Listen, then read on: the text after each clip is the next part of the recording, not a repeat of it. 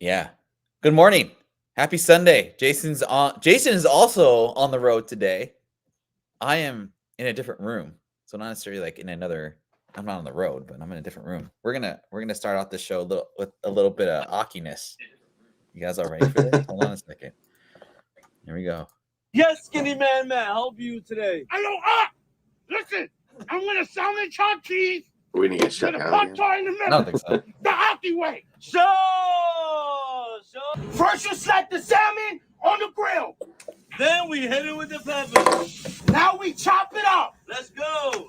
Let me show you how to chop it up. Now we chop it up. You mix everything together. After you chop it up, now we gonna season it up. Season it. Just like now we put the mozzarella sticks on the fryer. When the salmon's ready, now we hit it with All about the mozzarella sticks on the Once the sandwich. cheese is melted, now we put it on top of it. This shit's delicious. I'm gonna try Put a this. little spinach on the top. Yeah, 2 slices. Pop Yeah, tart. with the pop tart. Again. Right Boom. there. The mozzarella sticks is ready, now we put it on top of the pop tart. On top of the What is pop with the tart. Pop-Tarts? Now I don't know the Pop-Tart thing, man. I don't get that. I don't even like pop by themselves. Like, why would I want them on my sandwich? Seriously. OMG. Can't forget the Bab. Never, never, never. Hello. Yes, skinny man, how are you today? Hello, Oh, they didn't shut us down. That was nice. No. Kept it under. It did. Oh, Cassie's coming in. What's up, Cass? How are you doing? Hey, how are you? Good. We just opened with an Aki Way sandwich demonstration. An Akiway sandwich. Jason had no idea what it was, and he's like, so basically, like, whatever.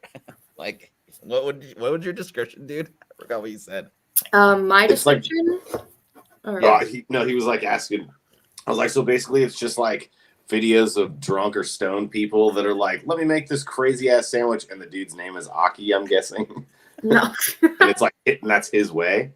no. So Ak is like it's like a term of endearment for people who like run the bodegas and shit, and it's like I forget what culture it stems from, but like it's basically a way of saying like brother or like friend. Oh, So, and I guess in whatever culture that is, like a lot of homies over here who like run the bodegas and stuff, they like go by Ak. So like you say like Ak, like friend, like let me get a bacon, egg, and cheese. You know what I mean? oh. His name isn't Ak. It's Because like everybody kept going to him with these crazy ass sandwich ideas, and then they'd be like, make it the Aki way. I was like, oh, this dude his name must be Aki. I totally thought his name was. That's like his way of his making it. name He just isn't must- Aki. It's. I see why you would think that though. Oh yeah, Like every 100%. damn sandwich had Pop-Tarts on it too. I'm just like, Yeah. what is with people and Pop-Tarts on their sandwich? That's weird. Is that that like a particular deli, I hear it's in Brooklyn. I've Uh-huh. never been. I never intend to go, but like, I guess he has like a fan base now. Some of those sandwiches are. I do want to try a bacon, egg, and cheese on a honey bun though. That looks does sound pretty cool. fire. Yeah, that's pretty tight. Yeah, I'd be Yeah. down for that. Yeah, Jason had Pickles had no idea what it was, so I was like, "Do you guys see these videos?"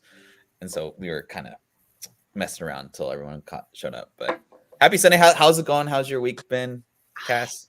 It's good. Very Good. busy. I can't Good. stay on long because I'm doing homework today, which Doing homework. Oh, college, baby. Oh, we got a college homie in the house. Okay, cool. I don't think you guys have met, right? Right? No, Yeah. I was working the last show. I got stuck working that weekend. Oh, okay. Yeah. And I was So sick, I think. you're what? I was sick too, I believe. Oh wow, working hard.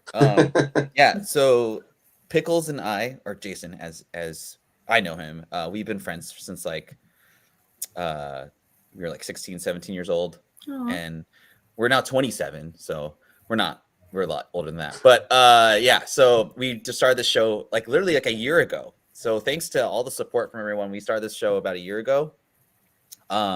Just kind of met like just talking about comics and stuff that we were into, and it's grown. We're at 558 subscribers, and so yeah. I'm gonna be honest, I thought we were dead in the water after like I gave it like 3 shows max when we started. I was like, I was like, it's gonna be about 3 shows. He's gonna get sick of me and like on to bigger, better. Yeah, I thought about it. I still do, actually, to this day. I still think about it. Well, I mean, you're still evolving and bettering the show, bringing other people on and stuff. I now am evolving into another Pokemon. Yes, we got Fedora. We have Fedora. He's probably still asleep. That's fine. It's day's half gone, but that's fine. We'll get him We'll get him on the way to his Red Bull. Hopefully, one day I want one of you guys to do an Aki Way video, like live while we talk.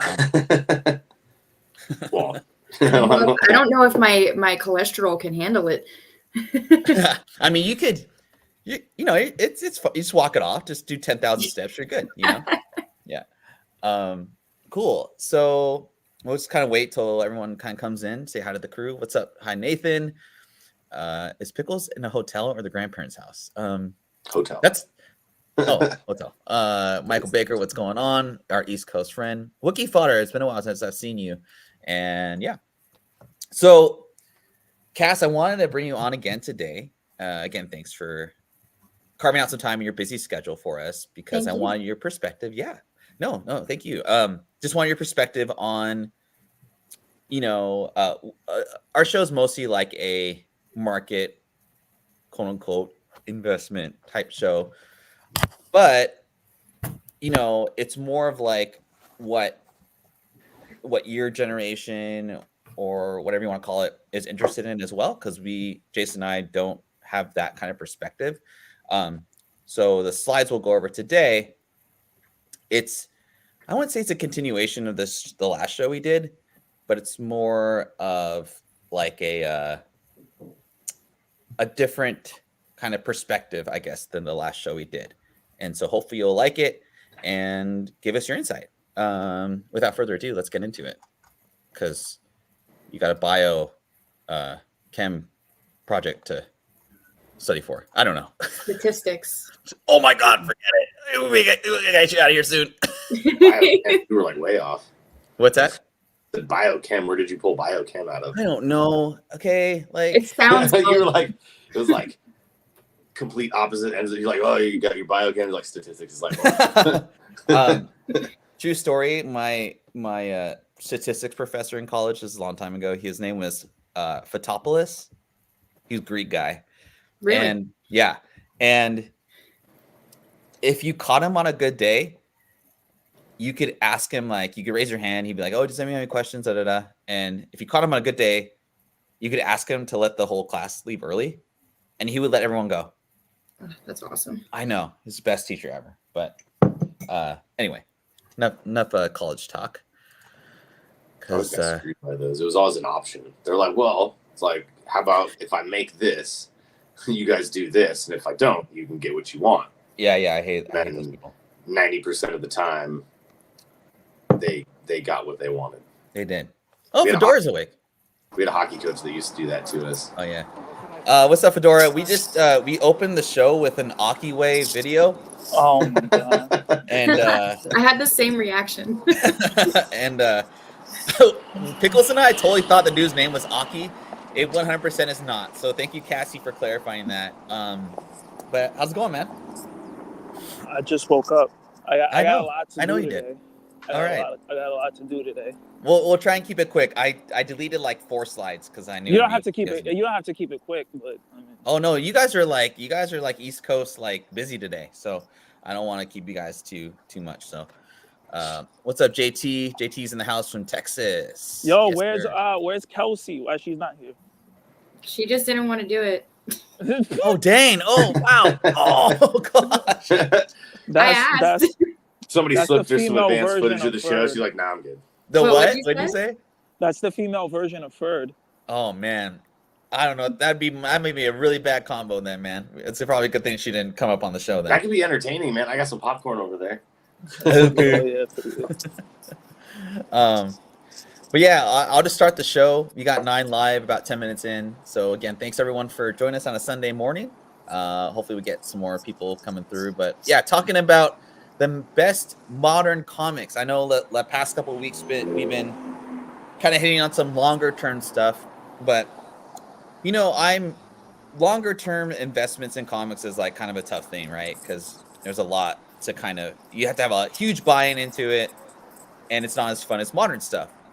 I'm not against the whole modern speculation kind of racket, or what do you want to call it, but I think you have to be a little bit more cognizant, and you have to be a little bit more, like, you can't hold on to a very long time. I think a lot of us learned that lesson coming into the pandemic, and like, you know, when everything was crazy. But I think there's still possible opportunity at these prices today. It's still a little risky, but these are my picks, our picks, I guess, and so we'll just get into it. How do I do this? Okay, cool. So I like to call these the 4 quote-unquote horsemen of modern day comic book investing. And it's pretty easy stuff, right? So we got Invincible #1, which is kind of my focal point. I think this is like a strong candidate for just holding on for a long time, 3 to 5 years. The show's amazing. Fedora, you've been talking about how people, you know, request it, a compendium at Midtown, all that. Yeah, they do all the time. Cass, I think you brushed on it as well, correct? Mm-hmm. Yep. Yeah. Jason, I think you've read this, or you at least watched the show, I want to say, right? Yeah, I watched the first season of it, and then I had started the second season and like realized I wasn't paying close enough attention to the first episode. I was like, I'll come back to it, and then just forgot about it. Yeah. I haven't actually watched the second season yet. It's good, man. It's really good stuff. I think it's a new take. I like this. I picked this kind of like as the #1 for all 4 of these comics, just because the print runs so low. I don't really care so much about it being like having a live action or whatnot. It's just a good story, and they're really hard and high grade. A 9.8 sold for $2,500 about a couple weeks ago, for like a modern non-Big 2 comic book. It's pretty big, in my opinion. But yeah. So these sell raw, like anywhere in like contemporarily graded copies, like granted, like not CGC copies, but like raw copies, like $1,000 for anything that's in between like a 9.2, 9.8, like in raw format. And I wouldn't be mad at getting like a 9.2 or 9.0, honestly, for like $600. People want this book. There's several covers out there. So just kind of be on the lookout for those too. But yeah, I like this book. I just remember it was hard. All the spine ticks always show up on that because of the light color. That's the thing. It's like every freaking spine tick breaks color almost. Yeah, and I think yeah. So it's tough to get like in a high grade, but like the print runs so low on these guys, right? Cass, I don't know if you know the answer to this or not, but like before the show came out, was this kind of a like? And what you do, did you experience like a lot of people inquiring about Invincible? No. It was a sleeper hit. Before the show came out, there were people reading it, but it wasn't nearly as much as it is now. But it did have a fan base. I compare it to Scott Pilgrim. To be honest. Okay. Oh, cool. I like that perspective. Yeah, I compare it to Scott Pilgrim because there were people reading it. There were people and the people who were reading it were really like into it. And then the show dropped, like when the Scott Pilgrim movie dropped, and it just exploded. Oh, okay, cool. And I feel like it has some staying power too. Like whenever I go into a store, that's the first compendium I look for, and it's usually I have the second and third, compendiums, but the first one I never see it, especially lately.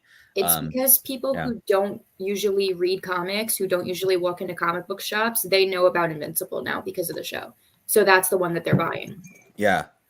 No, it's a good point too. I can't remember if I've seen like an Invincible cosplay, like any Comic Cons at all, but I could see it coming up like for Halloween this year, like for sure. And I could see like a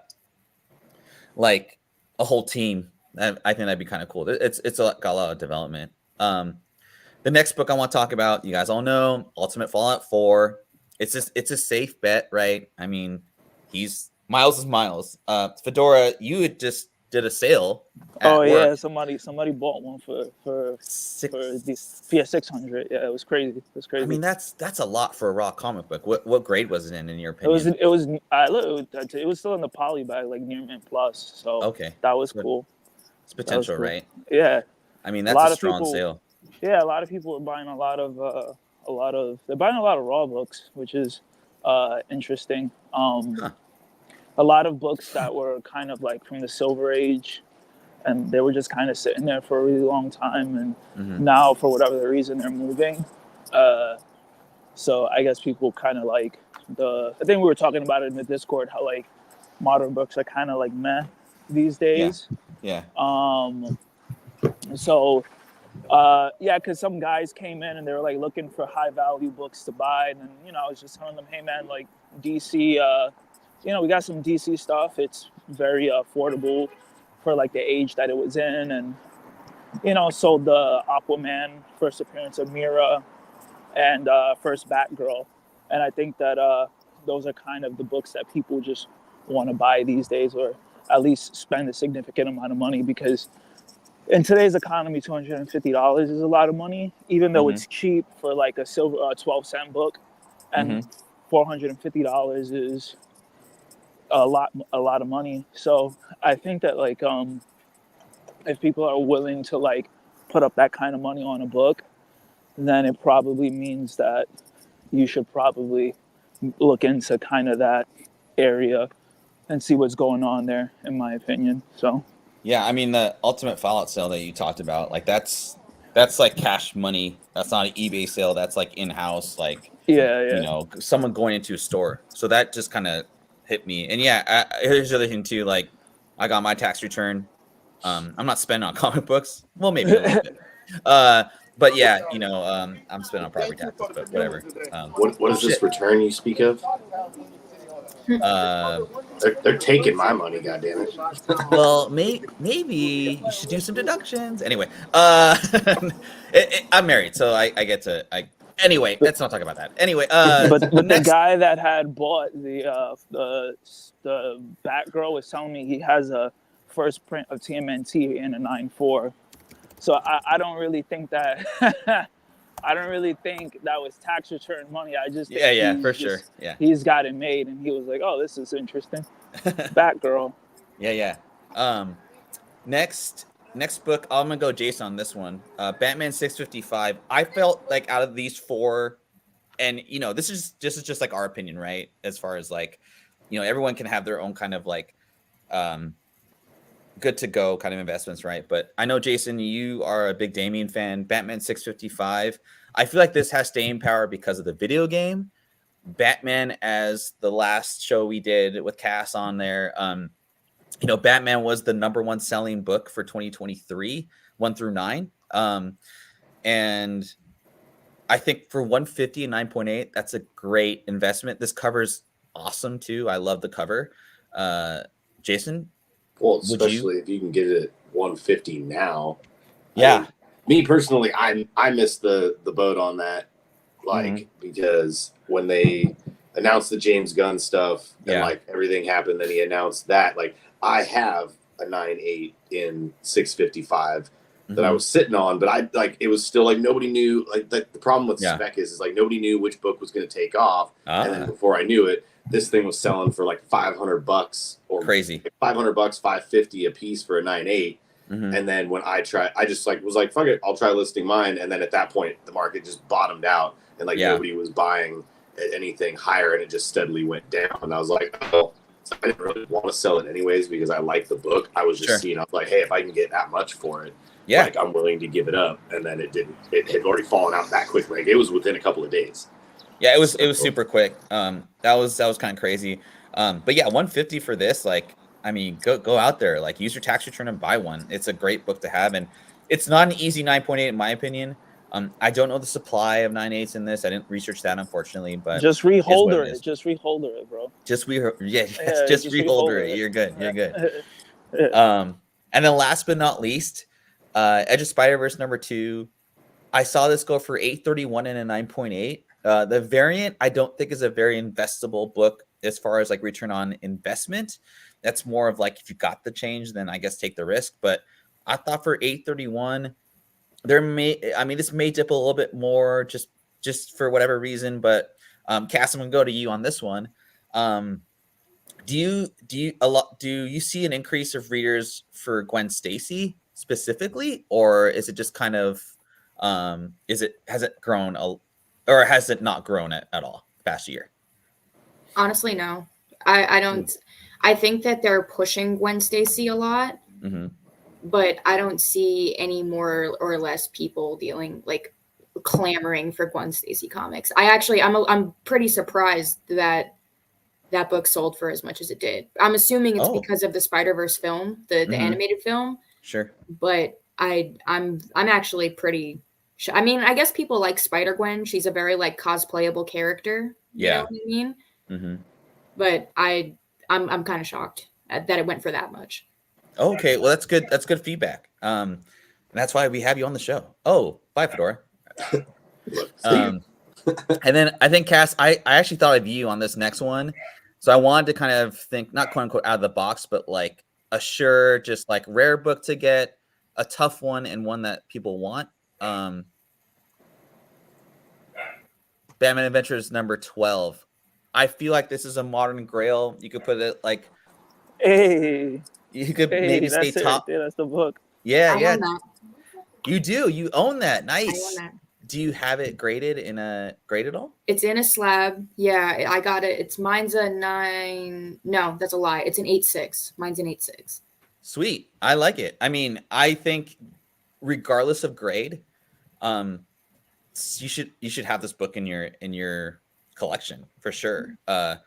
It's kind of it's funny because like she's not at the forefront of the cover, but she's the character that everybody wants this book for. I saw ranges of around 1,600 to 2,500 in a 9.8. The Newsy was 4K and up. I don't think that's an investable kind of grade, but to each his own. Yo, you know how I feel about newsstands. You know how I feel about. I know you do, but the market loves them for some reason, man. Again, and I just wouldn't do it. Oh, Michael Baker, thank you for that. That's a lot of 9.8s, right? But good info. I'd pay around like 600 for a 9.0. I think that's a potential return on investment, either if you want to crack it open or reholder it, like Fedora was saying. I like this book for so many reasons. And Cass, I think you've touched on this before as well, but do you think that Harley is like a top 2 female character that people go out and like seek the comic book for? No. I think that Harley I think she didn't originate in comics, so there's that. I think her first appearance is very sought after, but I don't think that she's had the time in comics to develop key issues like that. There are key issues with Harley. For example, I just bought this recently. This is her 3rd canon appearance. So Let's see it. I just bought that. Yeah. This is Batman 570. I bought that for like $30. But nice. I don't think that Harley has had enough time in comics to kind of like, I don't think that people are going out and seeking her appearances in comic books right now, except for Batman Adventures 12. Would you think that's a buying opportunity for people, or just kind of how the market is? I think it's how the character is. Yeah. I don't think Harley has been included in key moments in DC history just yet. I mean, she had her little bit of time in Hush, and I think this particular one takes place during No Man's Land, but I don't think that she has had that big, like, this is a defining moment for DC. You know what I mean? The way that Batman and Superman have. Yeah. So. Yeah, it's weird because, like, Punchline, like, kind of took over for her. I mean, even with me, like, reading Batman, like, and Fedora, you may be able to, I think you talked about Punchline as being, I almost thought about including her, but I just feel like she was too early of a character to kind of push in. But yeah, Fedora, like, do you think Punchline could trump over Harley? Never. Let's hope so, right? Never in a fucking million years. That would never happen. Okay. I'll put my soul on that. God. Like, if the devil came up and wanted to make that gamble, I will put my soul on that. That would never happen. Jason's like loving this talk right now. I do think that like one thing that's like hurting Harley is like now they're trying to make her like an anti-hero as more of a villain. They're trying to make her more like oh look, she's kind of good and she's like with the Bat family. and I think that like that turns kind of a lot of people off because Harley became who she was because she was kind of like this lovable villain that had the potential to be good, but never really was. And then they were just like, oh, let's just kind of make her in like a gray area. It was like, is she good? Is she bad? And then we can make Punchline the new bad person. And I'm like, I feel like that was kind of a bad move, in my opinion. That's why I kind of disagree with you on the Punchline thing. If they keep Punchline as, first of all, the fact that she was created by James Tinian is already up there because James Tinian he's doing his own production company now. Compacted with how successful he's been. So she is a James Tinian original character, right? You combine that with the fact that Punchline's characterization, they're not turning her into an anti-hero anytime soon, and therefore they're not completely changing her character the way that they're doing with Harley. Because Harley is not even close to being the same character that she was when she was created, right? So I mean, they're trying to turn Harley like they're trying to put her in like this gray area where it's like she good or she bad, and I don't really like that too much. I just liked her more when she was a villain. That's what I was saying. No, me too. I agree with you. That's what I'm saying. I agree with you. Harley's characterization as of now, modern day, is completely different to the characterization she had when she was created. It's almost a completely new character. And that's why I don't think Harley has been able to that's why I don't think she has as many key issues. Her characterization has just changed way too much. That's why I think the Batman Adventures 12, on top of it being her first appearance, it's also kind of like this was peak Harley Quinn. Everything after that is just so different. I love that. I would also say like her, and Jason, you could probably brush on this a little more. The video game ending to what was it? The Justice League or Kill the Justice League? There you go. Yeah.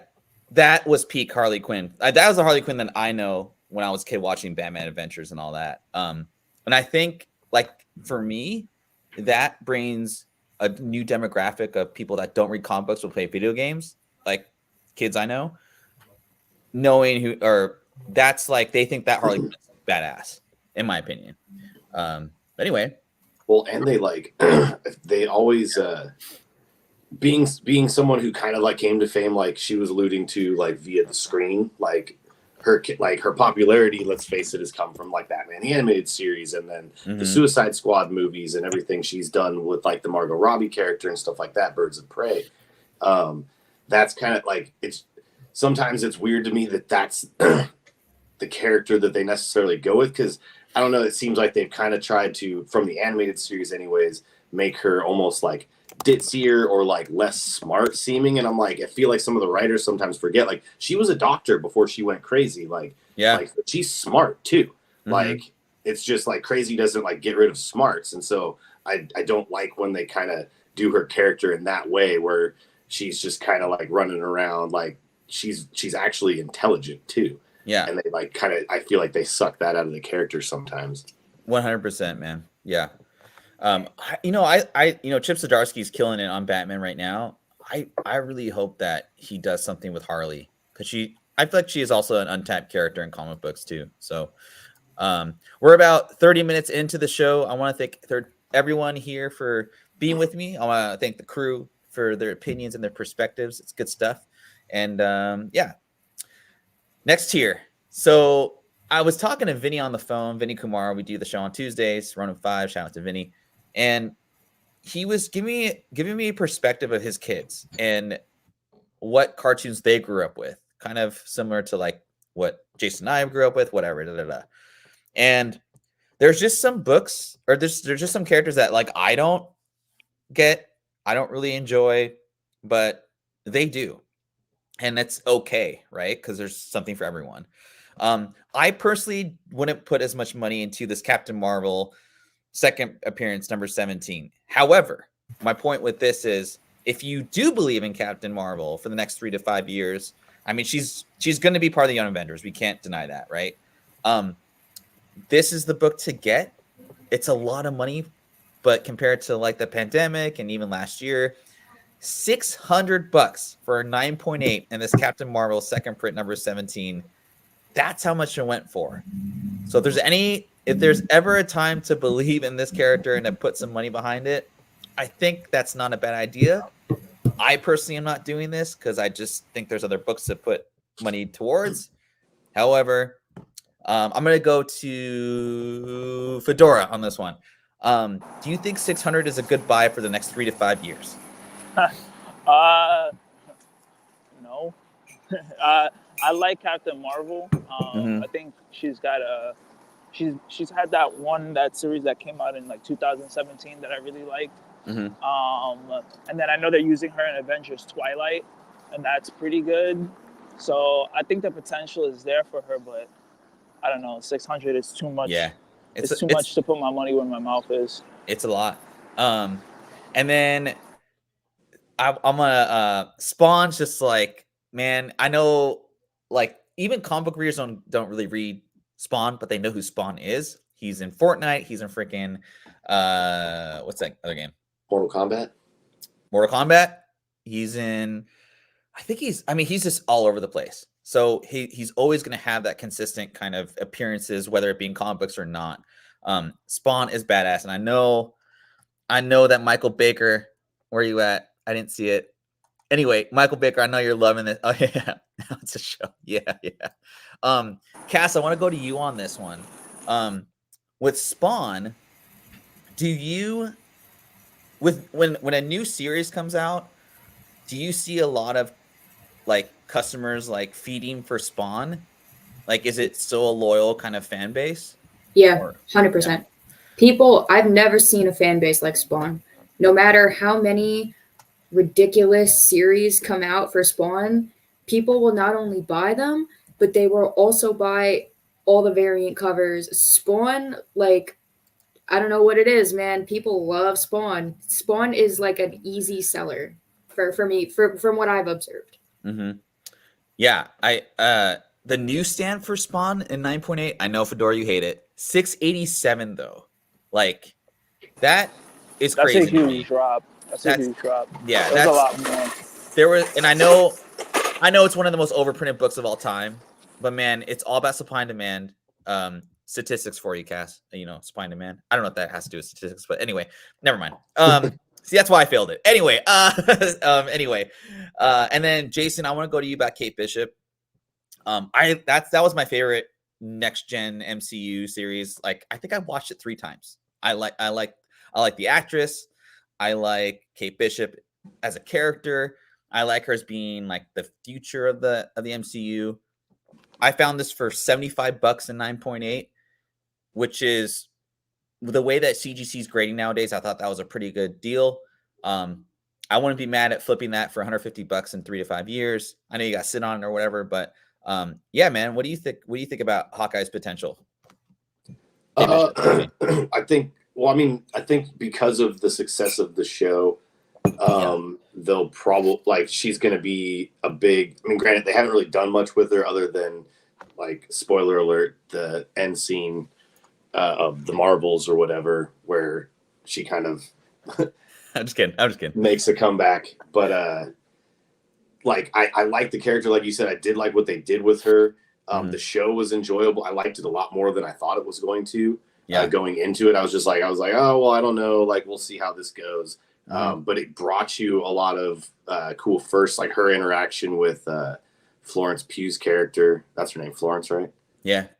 With her character was like great. Like, I wanted more of that. Yeah. You finally got to see a true Kingpin and the power that he possesses too by the end of the show. Yeah. Because while he was good in the Daredevil show, it's like you never really got to see, like, he was like freaking crazy strong, and like here you get to see him like ripping car doors off and throwing her around and stuff. And so I really like that show and the character, obviously, with them. And I think they just announced it too, or I've heard rumblings of announcements that they are doing a Young Avengers project moving forward with Captain Marvel kind of heading the team up. And since she was talking with her, I do see her, Kate Bishop, being a part of that new Avengers team as well. Yeah, and I almost put Doc Joe, I'm right there with you. I almost put Young Avengers 1 as like a staple here. But yeah, I think the last 9.8 in Young Avengers I saw was like 285.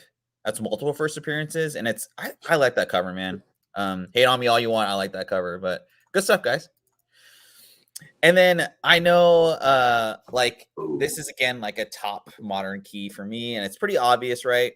But I just want to break down some numbers here as far as like investments and all that. So ASM 300, all three of you guys know about this book.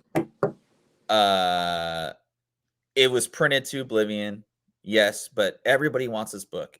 And a reason I want to highlight this book is I feel like Venom is one of the quote unquote villains that like kids that play the Spider-Man video game know about. They don't know about Carnage so much. They don't really know Kraven, but they know Venom. Like they recognize Venom 100%. Kind of going through some values here. I wouldn't be mad at investing in a 9.4 newsstand at prices now. I'm not mad at a 9.6 regular version, really. I also think the ASM 300 Chromium is a good value too, even though it's a reprint.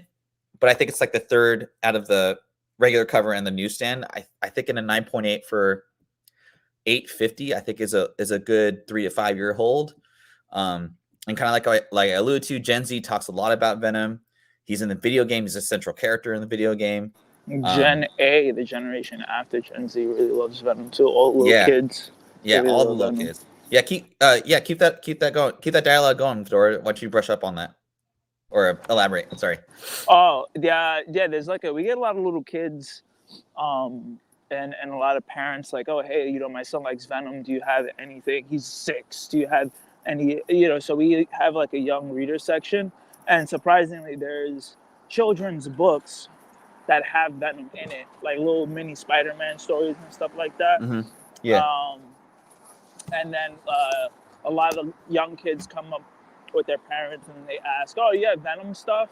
Mm-hmm. So I think that he has a lot of appeal for little kids for whatever the reason. I guess he's like edgy. I don't know. But little kids really like Venom. So I guess, I don't really care too much for ASM 300. Mm-hmm. I don't know. That's not a kind of a book that I would buy, but I understand the appeal. Yeah. I wonder if little kids are like super into him. I wonder if they're super into him now because of the way he's been portrayed in the movies. Because like in the comic books, straight away, like he was like kind of an evil character with like stuff like that, and then in the movies, they just immediately jump to him being a good guy. Yeah, like, and he's like kind of different to the screen. Yeah, no, he's kind of a goofy like character in the Venom movie, right? He's not really Tom Hardy. He's just like he's not really, he's separate from Eddie Brock or whatever. So, it could be. You did see at the end of Venom 2 or whatever in the cut scene when he kind of changes back into him and starts licking the TV and shit when he sees Tom Holland's Spider-Man. Maybe that's kind of the transition his character needs to go more evil. Maybe the Venom character will take over a little bit more than friggin' Eddie. Yeah. Like maybe he won't be able to control him as much because he's so infatuated with Spider-Man. Like we all are. Tom Holland. El Speedray Man. El Speedray Man? Well, he's only got one more left, right? I don't really give a shit about Spider-Man. Oh my goodness. Just to put it out there. Oh, okay. Cass, what are your thoughts on ASM 300? I think that it's a book I see a lot going to CGC. That's my, like, every time I have an ASM 300 in my hands, it's going to CGC. Mm-hmm. So it's definitely a book that people think it's worth investing in. I don't know if that means it actually is, but people definitely think that. I also Venom's cool. That's it. Yeah.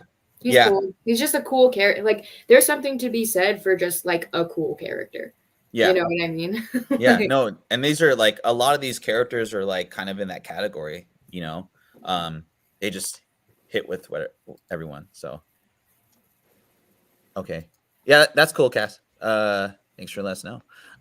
We're going to keep going with this show. 40 minutes in, we are at 16 live. I want to thank everyone for coming through. Good stuff here. I know a lot of these books, everyone, I know about this book and stuff, but just kind of food for thought that these are the prices they're going for right now. So anyway, I picked these books, and I know there's some discussion about Copper and Modern. So let's just put Copper and Modern into one, and this is this show today. So I wanted to take these books and kind of define the eras of comics. So starting off with NYX3, let's go with Fedora on this one. I kind of wish I held on to my 9.6, but I'm a 9.8 snob, and I want that 9.8. Fedora, in my opinion, I would say this defines like the 2000s era of comic books. What does this book mean to you as far as investment and defining an era, quote unquote? I mean, this was Wolverine is the most relevant X-Men of all time. So Morph. I think that and as we go into like the because I think Marvel is realizing like, hey, like we don't really have enough prominent female characters that like the mainstream really care about. I mean, and say whatever you want, but it's kind of true. I think that we're going to see a lot more focus of Laura Kinney in the movies now that MCU seems to be introducing the X-Men. So I think that this could be like a really big... She was a big character when she first came out, and I think that she has like huge potential if she's utilized correctly, especially in the MCU. So I think that regardless, it's a good book to buy. For like, even if she doesn't pan out in the MCU, I don't think that would hurt the book all that much. Yeah. I agree with that statement too. Cass, I'm going to go to you on the Turtles book. I didn't pick Turtles 1 because that's like the greatest independent book of all time, like as far as collectability and whatnot. But I did go to this book because it's the cover of the video game that I think me and Jason hated a lot, and I think it speaks to like me as a nostalgic kind of thing. But does Turtles like resonate with newer readers and new collectors in your opinion? I think so. I think the Turtles are, for lack of a better term, never going to go away. You know what I mean? I think that they resonate with so many people spanning different generations that it's going to be one of those. I'd be hard pressed to believe that an early Turtles book like that wouldn't be a good investment, to be honest. Yeah, nice. I like it. Yeah, it's a second print too, right? So like, I don't know. I can't remember back in the 80s, like if second prints were a big thing, but to me, I never find this book. I always find the other one. And Jason, how many times did we watch The Simpsons when we were kids? What is this? Special collectors, Simpsons and comics. This isn't Simpsons #1. It's the first appearance of The Simpsons in comic books. I was watching The Simpsons with my niece and nephew, and they that's what they wanted to watch. And so I feel like, The Simpsons still is going to this day, and kids are still watching The Simpsons along with their parents and their parents' parents, right? So I feel like this is almost like you have to get this book in some kind of grade. Would you agree, Pickles? Jason? Yeah, I mean, and well, for any Simpsons fan as well. I would pick that up. But yeah, like I said, there's pretty much everybody from our generation. I'm still always surprised when I meet people and they're like, well, I've never seen The Simpsons because like my parents wouldn't let me watch it. I'm like, word? I was like, what was so bad about The Simpsons that you couldn't watch them? I was like, I remember my parents telling me like they didn't want me watching Beavis and Butthead when that first came out, and I would like sneak away to like watch that. Yeah. And then, and same with like South Park. I don't think they really knew about South Park when that first came out, but I mean, like the first 2 or 3 seasons of that wasn't nearly as smart as it is like today.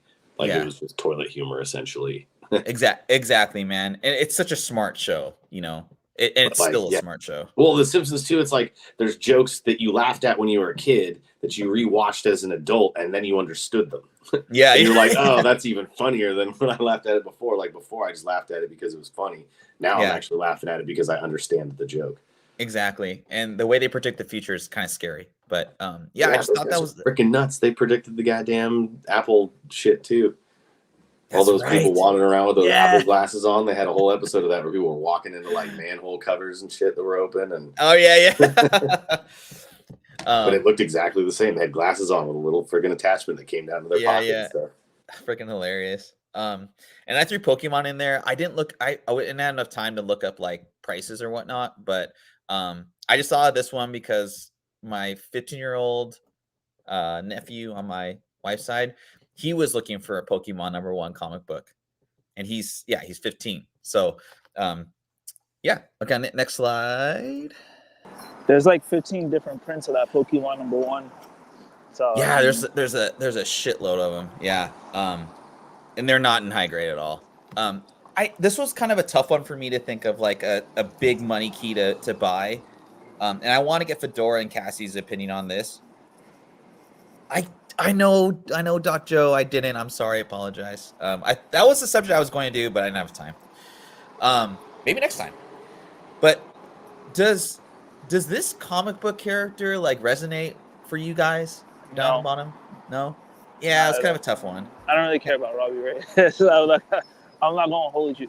He's like my least favorite Ghost Rider of all of them. Yeah, and I was kind of like, I figured you guys would say that, but I want to be a little controversial today. Cass, what's your opinions on Robbie Reyes? I like Robbie Reyes.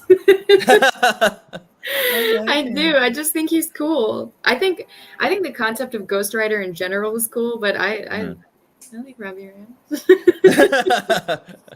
Now I feel dumb. No, and this is what the show's about. We want different perspectives, right? There's no wrong answer. Yeah.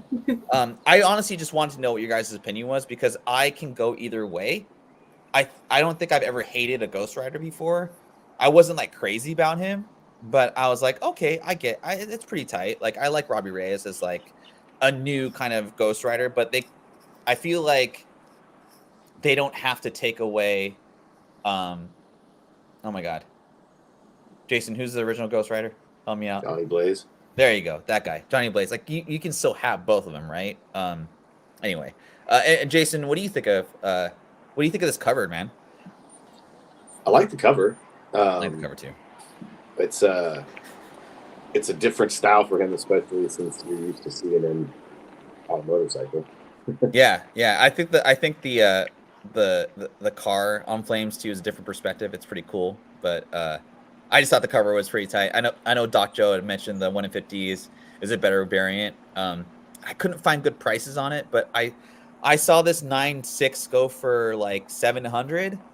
I think it's a little risky, but if you are in the market or just curious, that's how much it's going for.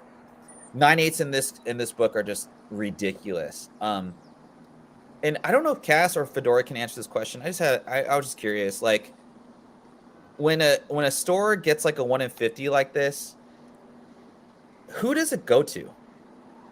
What do you mean? Like it depends. Like usually stores will just kind of put it up and it's first come first serve, to be honest. Okay. Like it'll go to whoever sells the most. Like I mean like customer wise.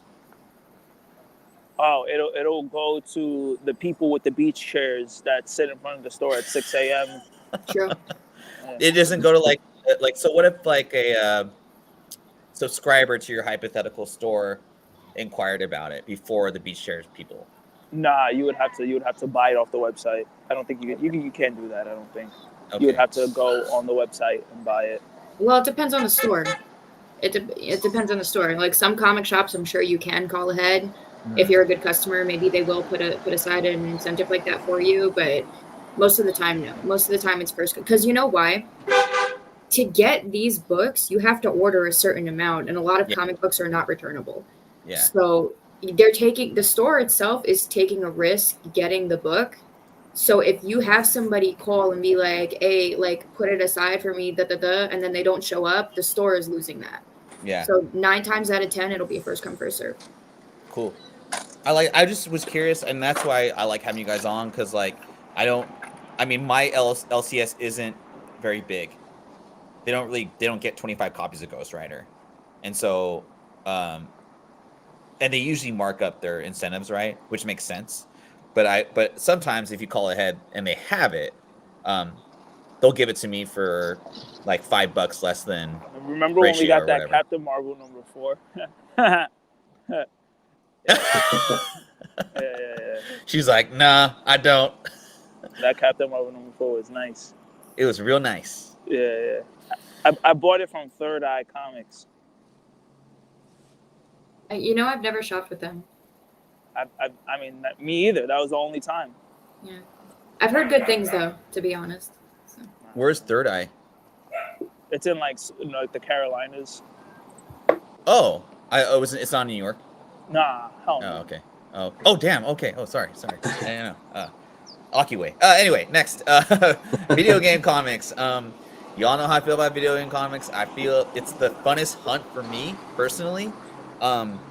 Typically because they're not big to, distributor. It's like, I mean, Cyberpunk's from Dark Horse. Valiant did the Zelda and Super Mario books. Sonic is done by I think IDW now, but back in the day I can't remember who it was. They canceled their series. So the IDW canceled their series? Something's going on with IDW financially, and then you're right, yeah. And then now they're doing like weird Sonic books that make no sense. And then they announced that Sonic, the next Sonic is going to be on hiatus. So I mean, whatever the fuck that means. So Cass, I have a question for you. When this isn't really a market question, but more of like a, I guess, distribution question. So let's say, like IDW, like a third party publisher, is it easy to get variants from them, or are they easier to deal with than the big two?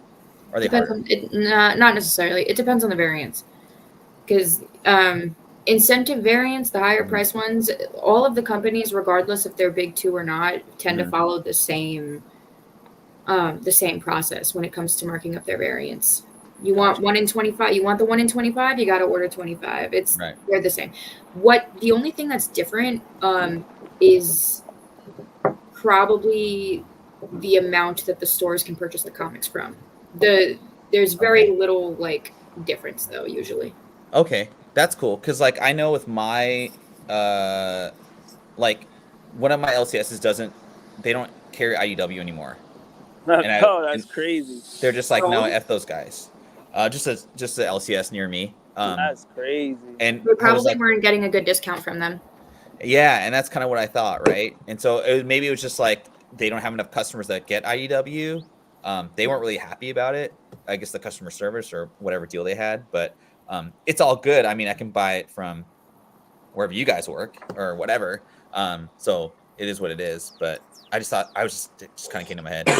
Kind of back to the market here though. And Cass, I know you gotta leave in 5 minutes, so appreciate your time here. Fedora, you got me on Cyberpunk 2077. He's not in the chat right now, but Wade, he's definitely got me wanting to play the game. I have 2 copies of PS5, and I really believe in that product. Pickles. Is this what?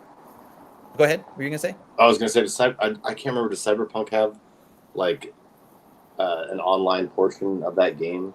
I don't. I played it so long because I bought it when it first came out, but I didn't really experience the glitchiness. But I, for whatever reason, fell off of playing that game and was just kind of I'll wait until they fix it. And now the reviews are a lot better for it. Yeah, so I've been waiting to get back into it once I finish what I'm playing. I can't remember if it had online accessible where you could play with other people online. No, it doesn't. I don't think it does, but if it did, I'd kick the shit out of you on that game for sure. Yeah. I'd fucking destroy you. I'd fucking roll up behind you and just blast your head off. No, I wouldn't even do that. Choke you off my hands and be like, That's a murder of passion. He's so angry at me. Anyway, and then Sonic the Hedgehog. With the movies coming out, the low prints of these books, I even think that the variants, which is why I was asking both you, Cassie and Fedora, I even think the variants are not a bad play either. You gotta be kind of careful, but I think it's a nice investment for these books. And then here's something I was researching this morning. Korokoro magazine from 2018 February is the first appearance of Fortnite in comics. I cannot find this comic book or this magazine anywhere. I looked on eBay. I looked on all these different places. I want this book. I am putting a bounty out there for this book. I could help you get it. Oh my God, yes, I will. I know why you can't get it, but okay, well, hit me up later. Japanese sellers don't use eBay in Japan. Okay. So I would assume that this is like they use another app, which is where I used to get my my vintage games for like super cheap. Yeah, I need this magazine. I'm all about the Fortnite train, and I need this thing. Yeah. I'll ask someone. Okay, cool. Anyway, I just thought that a little tidbits for you guys all out there. And then last but not least, modern comic books not to buy. Do not buy My Little Pony. Please don't. Cass, before you go, can I ask you something about My Little Pony? Do a lot of adult males, let's just say, do they buy My Little Pony? I'm just curious. Are you asking me if bronies exist? Because yes. Why? Why do they exist? I'm just curious. Have you ever seen My Little Pony: Friendship is Magic? No. Answer honestly. I never have. I swear to God. I swear to you. No, I haven't. Is that a movie? It's the My Little Pony TV show that was running in the 2010s, and I'm going to be very honest with you. I've watched it, and I like it. I don't care. It's a good show. And the show breeded bronies just because of how well written it was. And I don't have a problem with bronies. I don't. And they spend money. And there's also other not so savory aspects to it. But 9 out of 10 of them are fine. They just like ponies. And with that, Cassie, I'm just kidding. They just like ponies. They just like ponies. Just like ponies. Well, I can't remember what it was for our generation that had My Little Pony around. I remember that they had the toys, little Care Bear. Yeah, like we had the Care Bear stare. Care Bear stare. What was that one guy? But kind of like My Little Ponies. Mad Max, Mighty Max. Well, I mean, we had My Little Pony. I remember. I just don't remember other than the toys you could buy, what made them popular back in our day. Was there comic runs of them back then? The 2010 show is really what did it, to be honest. Is it still going on or no? I don't know. I think it ended. Oh, good. So we'll end people buying this book then. I just don't know. Looking at the cover of a My Little Pony book, I just don't know what to expect upon opening it. I guess I just picture rainbows and marshmallow clouds and stuff. All good fun things. The inside of a My Little Pony book is kind of what my brain looks like, just happiness and flowers. Oh, okay. I was like, I didn't know how to take that, but I understand. Okay, cool. Maybe they should hire Zdarsky to take that thing in a dark turn. All right, guys, I got to skedaddle. Well, thanks, Cass. I appreciate you. You're welcome anytime. Bye. Thanks for having me on. Yeah, take care, Cass. And then I liked the Echo show. Legitimately, I thought it was tight, but it did not make me want to invest and buy in another Echo first appearance. It's just didn't make me want to do it. That was kind of my headspace on a modern book not to buy. Fedora has always said that Star Wars new spec is baby spec, and I 1020,000,000% agree with him. Do you want to elaborate on that, Fedora, one more time? Every week there's a new Star Wars character, and Marvel and / Disney, they're always creating new characters. So yeah, I mean, you could put that on any FOC list, and I mean, people will buy it. So yeah. I don't really think it's comic book fans that are speculating. I just think it's Star Wars fans just buying up all the first appearances. Yeah. And there's some people that just come in just to buy Star Wars books. Yeah. And they're not reading it. They're just oh, this is the new guy. And I saw the new trailer for The Acolyte, and I couldn't tell who to buy, and it didn't make me want to buy anybody anyway. So that's kind of my thing. Yeah. It's just whatever. Pickles, what do you think of that? My thoughts on Echo? Watching the show, did it make you want to go out and buy more stuff? Not necessarily. Like, I know they'll probably continue with the character in some fashion, maybe, but I'm just like, I think I told you that show for me, like, I really enjoyed the first couple episodes, and then it just kind of like lost. I finished it, but it kind of like lost me going forward. Like, I was just more or less just like kind of I don't understand what's going on. Like, this is like, it just got weird, I guess, in a sense for me. Like, so it didn't really make me want to go out and like buy anything else having to do with her. Yeah. Necessarily. Yeah. Like, I didn't really see any rise in her stock as far as like online sales or anything. Yeah. And like, yeah, I think it's kind of come and gone, and that's okay. I mean, if you made your money on selling a Daredevil number or 7 or 9, whatever issue it was, for $800, like, good on you, you know. And then don't buy those Akiway sandwiches. But we're gonna end the show with a little Akiway stuff here. Hold on one second. We're gonna do this. Fedora, this is for you, man. This is for you. Let's try how I help you dogs today. Yo, dog, we hungry. Let me get a bacon, egg, and cheese with Dunkaroos pancakes. The Aki way! Sure! First, you put the bacon on the grill. Yo, wait. I gotta put the Dunkaroos in here. Why do they just like what? I don't know. Why do they just let people like roll back there? You got to be able to pass like the health code to like go back there and work. I know. Now we crack the eggs. Oh, you need me to crack it? I got you. I got you, bro. Now we mix it up. Look at Fedora. He's so pissed. You see what I mean? You see what I mean, Jason?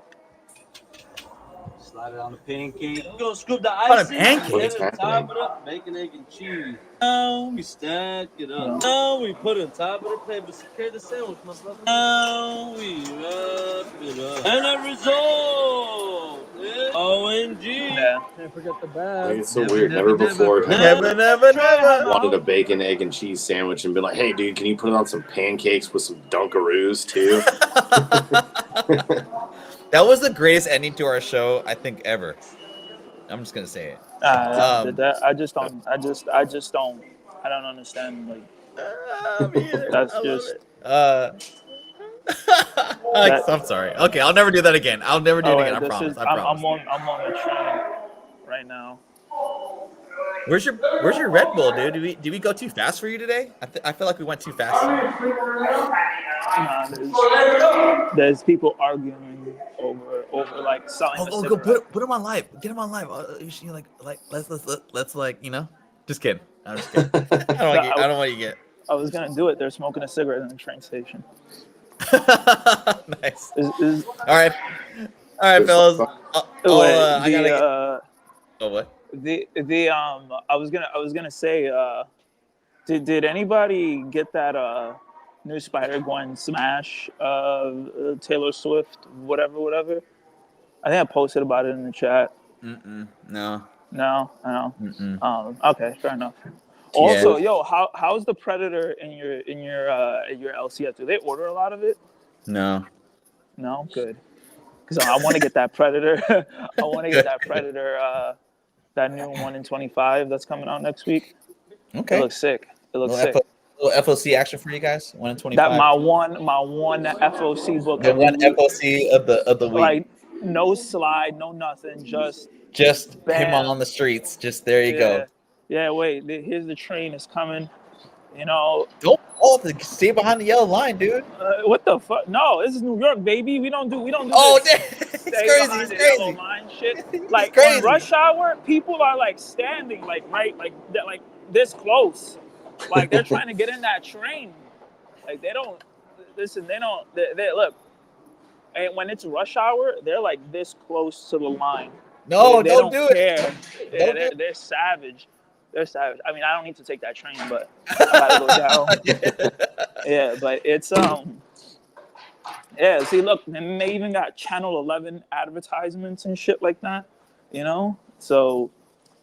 I mean, we're just do like a day with Fedora like podcast sometime. But all right, fellas. Well, I gotta get going, man. But I want to thank you guys for coming through. That was a fun little quick show today. I want to thank the 21 strong. We're trying to get to 600 subs. Yeah, that's crazy. I just realized you said, "Where's your Red Bull?" Yeah, dude. I mean, like, where's your Red Bull at? Where were you? The Red Bull? I or- was on the. I know. That's- I'm on the go. I gotta meet some friends of mine. They're performing at one of the big venues Yeah. today, and Alright. yeah, they invited me out. So Cool. yeah. All right, fellas. Well, I gotta go eat some food. My mother-in-law just made some tortillas, so I'm gonna grab on that. And you guys have a great day. Have a great end to your week. We will see you hopefully next Sunday. I'm not sure, but yeah, we'll see you next Sunday. Take care, guys. See you.